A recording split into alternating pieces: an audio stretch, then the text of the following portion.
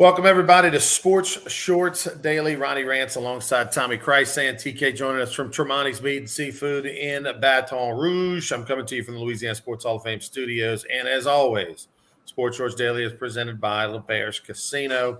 You can go to that Barstool Sportsbook. You can watch the Super Bowl. And it's going to be, those big, comfy chairs, TK, over at Barstool Sportsbook in the giant, TVs and video screen wall. That is going to be the VIP place to watch the Super Bowl. No question about it. It'll be packed. Make sure you go by, get a reservation, do whatever you got to do. But Barstool Sportsbook inside the Bears Baton Rouge is going to be the ideal place to watch the Super Bowl this week. Today's show, we'll talk about the King, LeBron James. He passes Kareem, becomes the all-time leading scorer in a loss last night. The Lakers, but he scored with about 10 seconds to go or so in that game to get the record at home.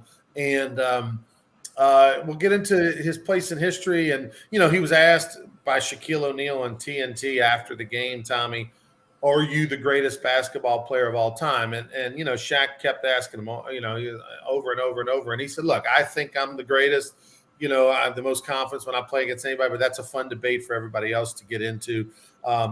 Thing I will say is that, a lot of us thought Kareem's record would never be broken. Well, now I'm going to officially say I don't think LeBron's record's ever going to be broken because he's 38 and there's no let up in sight. He's still averaging 30 a game. He's like Tom Brady. I mean, he takes care of himself. He can play as long as he wants. He's got motivation to play with his kids. So we'll get into the LeBron history debate. Also, there's a debate going on here in the boot that's gotten spicy. We'll find out, I guess, on the 10th.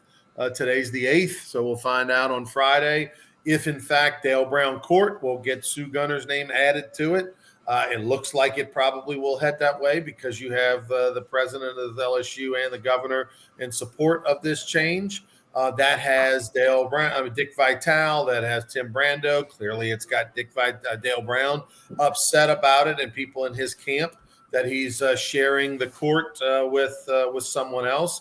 I'll get Tommy's take on that as it's gotten spicy online between the Dale Brown supporters and those that think, hey, why not? What's wrong with adding Sue's name to it? Super Bowl-wise, the line moved for a minute and then moved back to its original line. We'll see what Tommy has to say as to maybe what went on there. LSU's women basketball team getting ready for the showdown. It is officially 1 versus number 2 in the coaches poll on Sunday in South Carolina. And New Orleans Saints have a new defensive coordinator. I have some thoughts on that. Let's go first, Tommy, to LeBron James. I know you're not exchanging Christmas cards with him, but he's worth a conversation. The guy is now the all-time leading scorer in the NBA. You're over the age of 60. We won't have to say exactly what that number is.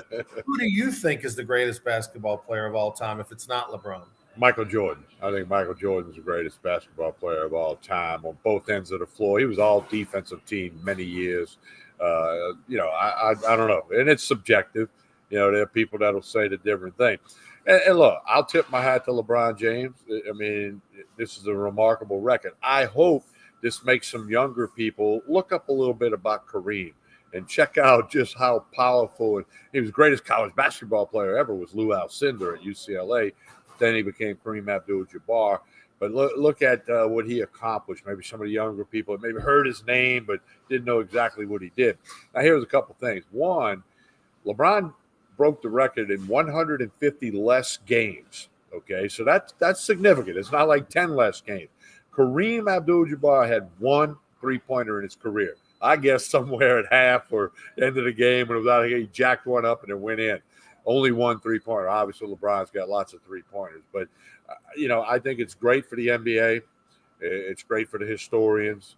I hope people realize how great Kareem was as his name's back in the forefront now. And you got to tip your hat to LeBron. I mean, people say longevity. He's got no morals. He bowed down to China. Okay, let's forget about all that right now. Let's just say nobody has scored more points in the NBA than LeBron James. And as you said, Ronnie, he's got time. He's going to play for a while. And he's going to stretch that number out.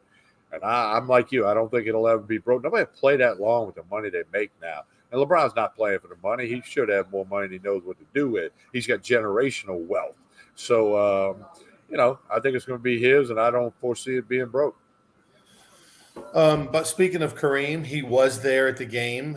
They stopped the game with, like I said, seconds to go in that loss for the Lakers. And Kareem came out. He outstretched his hand with the basketball on it, kind of a ceremonial gesture, handing the basketball to LeBron as now he's the record holder. They gave a big hug. That was a great moment because there was a little bit of conversation over the last few months that, LeBron and Kareem necessarily weren't the best of friends or anything like that. But I think Kareem did the right thing. He showed up. He was supposed to be there. He is an all-time great Laker. Kareem's a complicated fella, in the mold of a Muhammad Ali, an activist who grew up in a different era and has strong beliefs and opinions that don't necessarily always jive with the mainstream. He's okay with that. He doesn't. He's not bothered by that. And so I respect him for his strong beliefs. And Magic Johnson, who's more of the get along with everybody, not really, say too much politically, who maneuvered those waters, is the ultimate Kareem Abdul-Jabbar fan, and talks about what a great captain, and calls him the captain, and talks about what a great teammate he was and a great player. But look, I'm curious to see, LeBron's got over 38,000 points, Tommy. I think he's going to play at least 4 more years. Like, I see him playing until at least he's 42. That gives him time to play potentially with his kids, one son at least. And there's no let up in his game. I mean, the guy's playing as well as he has in the last 5 years. This year, he's thinned out a little bit. He's in great shape. He's averaging 30 points a game. So he is like Tom Brady in the sense that he can play as long as he wants to. Well, as long as his health stays. I mean, Father Time's undefeated. We always say that. But, he doesn't look like he's slowing up anytime soon. Now, maybe next February or the February after that, it'll be like the Drew Brees that couldn't throw the ball down the field, the Peyton Manning that couldn't throw the ball down the field. And then, LeBron, but he's got a goal of wanting to play for his kid with his sons, in an NBA game, or maybe against his sons in an NBA game. I don't know if he can manipulate what team they all get on, but maybe he can, maybe he can't. But you got to tip your hat to LeBron James. I respect him as a basketball player, as an incredible athlete, and his off the court stuff. That I got my opinion on that. Just like Jabbar, I respect Jabbar. Lou Alcindor, Kareem Abdul-Jabbar, as one of the greatest basketball players ever step on the court. I don't always agree with everything, and but that's okay. I'm a sportscaster, I think, so therefore I look at the sports end of it. Did you see the picture? There was a photo of Phil Knight, the CEO of Nike, was sitting courtside right underneath the goal, about 3 seats from the basket where LeBron, made his record-breaking shot. And it was interesting, to show you the generational difference. Phil Knight, I'm not quite sure how old he is, but I'm going to go with 70, 75 maybe or something. And everybody around him is holding up their phones and is recording LeBron's final shot, and Phil Knight, was just sitting there, hands in his pocket, just simply watching the moment. And it shows you a difference in generations there. Everybody else trying to film it, which is kind of funny because, why do you have to have your phone out in that moment? Because you're going to see that video on a million platforms the rest of your life versus your shaky camera. But Washington was there. Jay-Z was at the game. Bad Bunny. I mean, like, everybody was there last night. But there was a picture of Michael Jordan, I guess, hitting that shot against the Cavaliers, and the crowds, and now the picture of LeBron, everybody had their phone out, the generational gap, as you said. By the way, I just looked it up. Phil Knight is 84. Is he really? Boy, money makes you look good, huh? Phil Knight look good, looks good for his age as well. He should. So for me, look, the conversation of greatest all time is one that's interesting because the problem I have with this debate when it comes to basketball and in any sport, really football, right? We talk about Johnny Unitas being one of the greatest quarterbacks of all time. That game doesn't even. The game that they played in the 50s and 60s doesn't look anything like the game that they playing in the last 20, 30 years. So it's so hard to compare big gaps of 50, 60 years when you're talking about sports. And the same is about basketball. As great as Bill Russell was and Wilt Chamberlain was, they didn't have they didn't have peers. I mean, Bill Russell had Will Chamberlain. They didn't have enough other great athletes around him, even just physical specimens, not necessarily scores. Like Shaquille O'Neal, as great as he was, I mean, they had other 7-footers that were athletic, and they had double teams and of other grit. I mean, Wilt Chamberlain was so much bigger and stronger than 98% of everybody he ever played against. It was men against boys, literally. Now that's nothing against Wilt Chamberlain, but it's hard to compare how great he was in that era where he does not really going against other great athletes on a day in, day out basis compared to in the last 30, 40 years. Well, a lot of times it's apples and oranges, but it's great fuel for shows like ours and all our friends that have shows, be it on YouTube and radio, TV, the internet stuff. It's fuel for conversation, and it can be fun, and hopefully people can do that. And I mean, opinions are opinions, and what I think you don't have to agree with, but it's my opinion of what I think based on what I've seen, read, heard, looked at, etc. And I respect other people's opinion, even if I don't agree with it. Usually, Tommy, I feel like when we talk about the greatest of all time in sports, traditionally, we as human beings will go back to our youth. What did we grow up pulling for and cheering for? What made such an impact? Because when you're, 10, 15 years old, whatever, it means more to you, right? You look at sports through a different lens, and it's more it's special. It's more special where we're more cynical the older we get, and we know more about the person or whatever. As a kid or a young teenager, you look at sports differently. Your heroes, you look at them differently. And so I think that we tend to go back to nostalgia, and I think that's the case when it comes to this debate. Well, my youngest grandson's a big Patrick Mahomes fan. He's got the Mahomes jersey. Right. He's got the Chiefs hat. He's 8 years old. Well, he thinks Mahomes is the greatest quarterback ever. He has no idea about Montana and Elway, and we can go down the list. So I think you make a great point there. I grew up playing bitty basketball, idolizing Pete Maravich, and then, football was Terry Bradshaw because he won 4 Super Bowls in the 70s when I was, that teenage kid trying to become an older teenager, and I don't think Bradshaw is one of the greatest of all time, but I'm accentuating your point that that's what I looked up to when I was in that age group.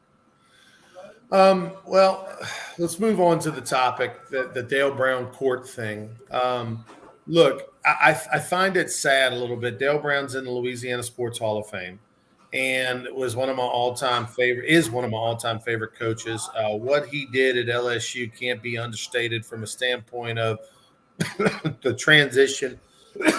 Excuse me. After Pete Maravich, with LSU basketball barely won with Pete.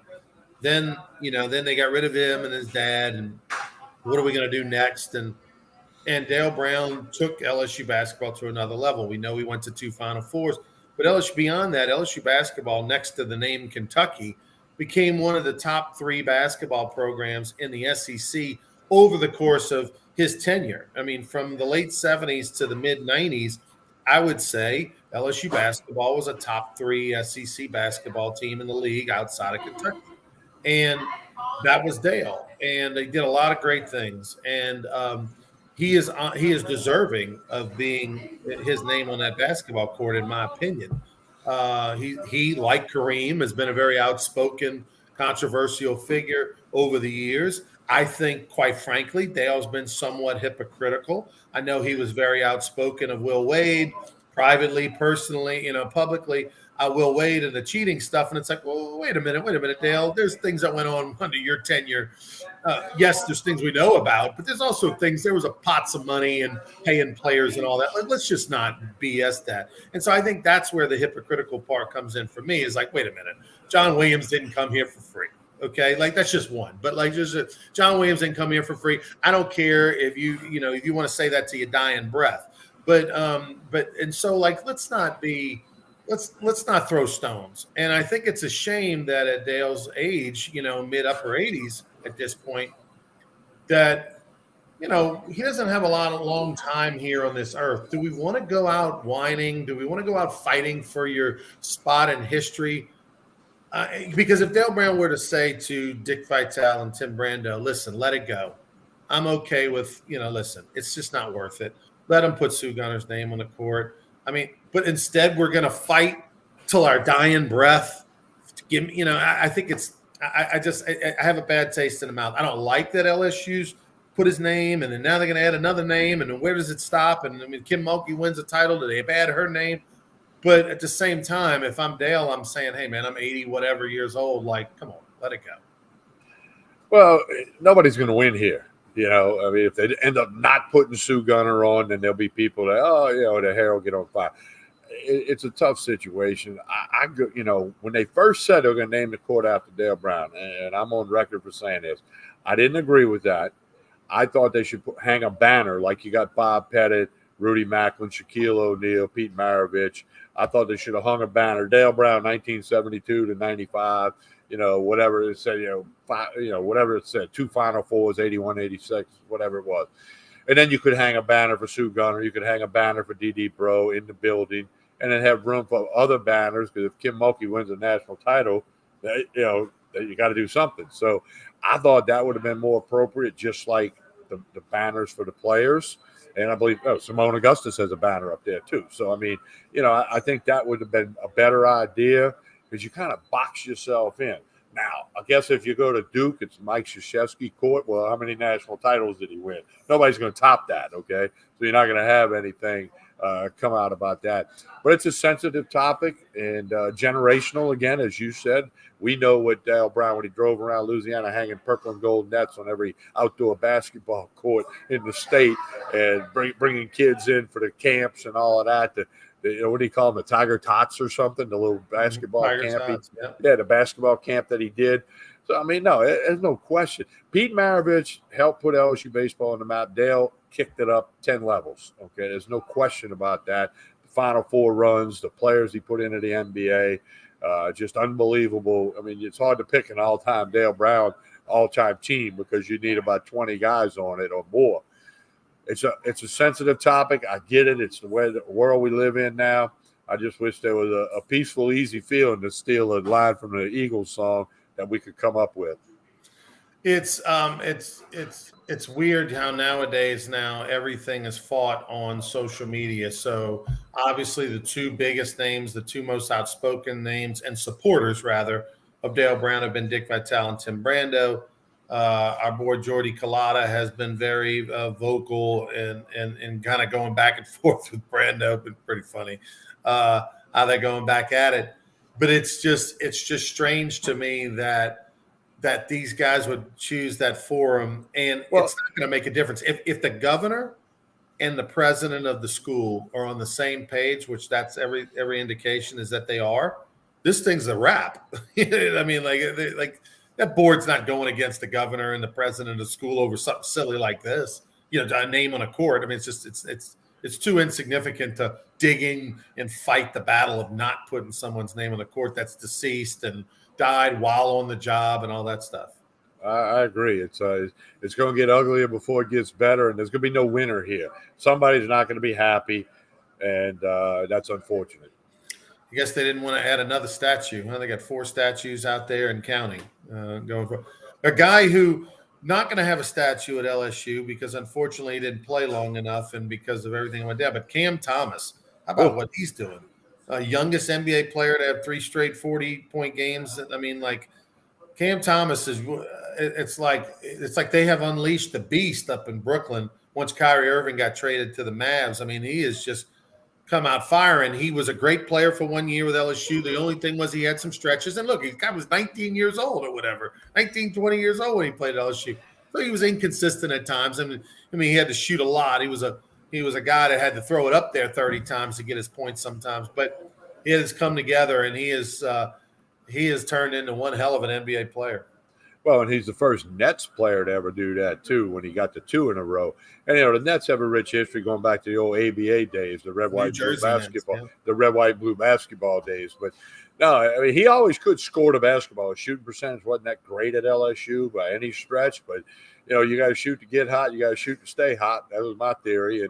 And he can definitely score. And his minutes went up significantly when Irving was shipped off to the Mavericks. So, hey, that's a lesson for everybody out there. Be ready when they call your name. They called Cam Thomas's name when they traded Kyrie Irving, and he was ready physically and mentally, and he's tearing up the numbers in the record book. So as an example, all the young kids out there, be ready in case they call your name to be able to produce.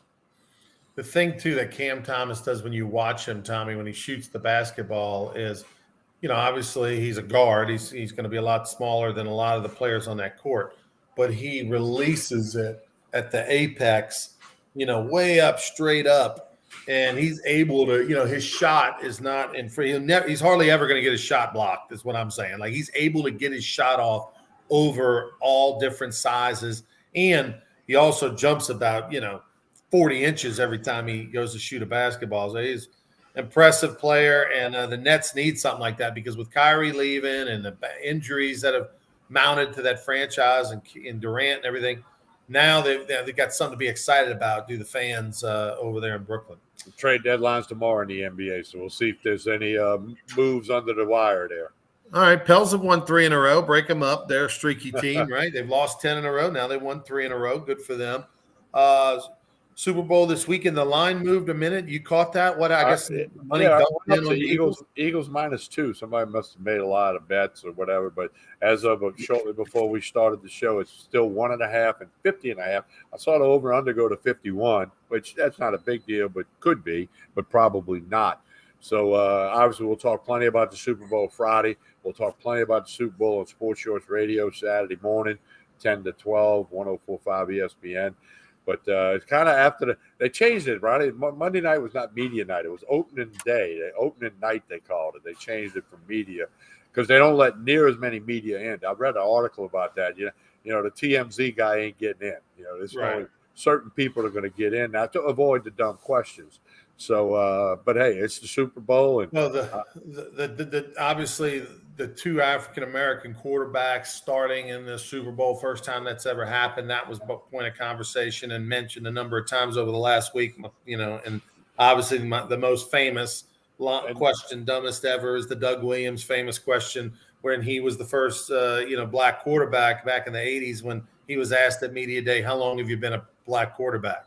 And then he said, since I was born, And then you got the Kelsey brothers. There was a big movement to have the Kelsey's mom do the coin flip, Ronnie. Oh, that's funny. There was a big movement. Of course, the NFL's not going to do that, but there was a big petition and a big social media splash that, hey, let her do the coin toss. You got a kid on each team, which is, kind of cool, but they're not going to let her do the coin toss. Yeah. I can promise you that. NFL's probably had multiple meetings over the last 6 months on the coin toss procedure and who's there and how they're going to, all that stuff. On